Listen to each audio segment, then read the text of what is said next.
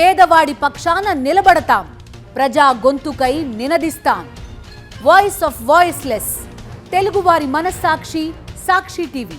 సాక్షి TV ప్రసారాల కోసం మీ స్థానిక cable ఆపరేటర్ని వెంటనే సంప్రదించండి. వైఎస్ఆర్సీపీ అధినేత వైఎస్ జగన్ బంగారుపాలెం పర్యటనపై ట్విట్టర్ వేదికగా స్పందించారు. చంద్రబాబు ప్రభుత్వానికి సూటిగా పలు ప్రశ్నలు సంధించారు. ఇదే సమయంలో పిచ్చి రాతలు రాసిన పచ్చ మీడియాపై ఆగ్రహం వ్యక్తం చేశారు. రైతుల పక్షాన మేము నిలబడితే ఎల్లో మీడియా దౌర్భాగ్యపు మాటలు రాతలు ఏంటి, ఈ ఆంక్షలు ఎందుకు అని ప్రశ్నించారు వైఎస్ జగన్. అసత్య ప్రచారాలు చేస్తున్న చంద్రబాబు, ఆయనకు నిత్యం డబ్బా కొడుతున్న ఎల్లో మీడియాపై తీవ్ర స్థాయిలో మండిపడ్డారు వైఎస్ఆర్సీపీ అధినేత వైఎస్ జగన్మోహన్ రెడ్డి. ఎక్స్ వేదికగా ఎల్లో గ్యాంగ్ తీరును ఎండగట్టారు. చంద్రబాబుకు ప్రశ్నాస్త్రాలు సంధించారు. చంద్రబాబుకు కొమ్ము కాస్తున్న ఎల్లో మీడియా గ్యాంగ్ మరింతగా దిగజారిపోయిందన్నారు. బంగారుపాళ్యంలో రైతులకు సంఘీభావంగా వెళ్లిన తన పర్యటనకు ఎన్ని ఆంక్షలు పెట్టినా, వందలాది మందిని నోటీసులతో నిర్బంధించినా, అణచివేతకు దిగినా, చివరకు లాఠీచార్జ్ చేసినా రైతులు స్వచ్ఛందంగా హాజరయ్యారని తెలిపారు. ప్రభుత్వ తీరు పట్ల రైతుల్లో ఉన్న ఆగ్రహాన్ని రాష్ట్రం మొత్తం చూసిందంటూ ఎక్స్లో పోస్టు చేశారు వైఎస్ జగన్మోహన్ రెడ్డి. కొంతమంది రైతులు వారికి జరిగిన నష్టాన్ని దేశం దృష్టికి తీసుకురావాలన్న ఉద్దేశంతో రోడ్లపై మామిడికాయలు వేసి నిరసన కార్యక్రమంలో పాల్గొన్నారని చెప్పారు.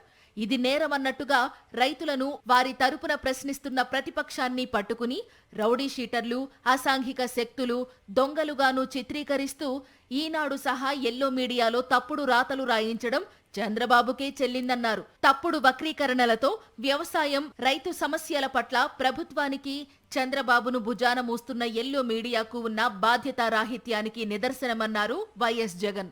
మామిడి రైతులకు కష్టాలే లేనట్టుగా, వారంతా ఆనందంతో కేరింతలు కొడుతున్నట్టుగా, సంబరాలు చేసుకుంటున్నట్టుగా ఎల్లో మీడియాలో రాస్తున్నారని, మాట్లాడుతున్నారని ఫైర్ అయ్యారు.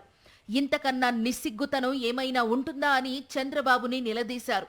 పాలకుడని చెప్పుకోవడానికి సిగ్గుండాలి అంటూ చంద్రబాబుకు చురకలు అంటించారు వైఎస్ జగన్మోహన్ రెడ్డి. పత్రికలు, టీవీలు అని చెప్పుకోవడానికి ఎల్లో మీడియాకు సిగ్గుండాలన్నారు. ఇది 6.5 లక్షల టన్నుల పంట, 76,000 రైతు కుటుంబాలకు చెందిన సమస్య అని గత 2 నెలలుగా మామిడి తోటల్లోనూ, ర్యాంపుల వద్ద, ఫ్యాక్టరీల ముందు పంటను కొనేవాడు లేక రైతులు పారబోస్తున్నారని ఆవేదన వ్యక్తం చేశారాయన. ఇలాంటి ఘటనలకు మనమంతా సాక్షులమేనంటూ ట్వీట్ చేశారు.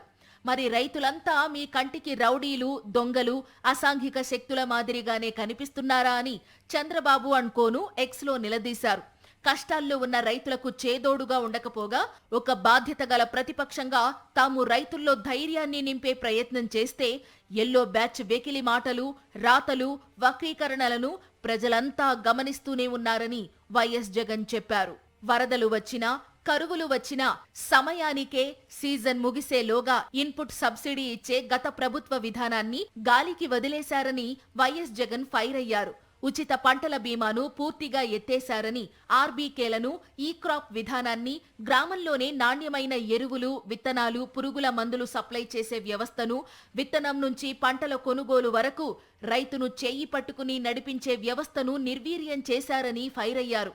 టెస్టింగ్ ల్యాబ్స్ ను నాశనం చేస్తున్నారని, ఇలా ప్రతి దశలోనూ రైతుకు తోడుగా ఉండే ప్రతి కార్యక్రమాన్ని దెబ్బతీశారని మండిపడ్డారు జగన్. వీటిని ప్రశ్నిస్తే, ప్రభుత్వ వైఫల్యాలను ఎత్తి చూపితే తమపైన ఆందోళన చేస్తున్న రైతులపైన అవాకులు చవాకులు మాట్లాడుతున్నారని ఆగ్రహం వ్యక్తం చేశారు. ఇప్పటికైనా పద్ధతి మార్చుకోండి చంద్రబాబు గారు, రైతులకు తోడుగా నిలబడే కార్యక్రమాలు చెయ్యండి అంటూ ఎక్స్లో పోస్టు చేశారు వైఎస్ జగన్.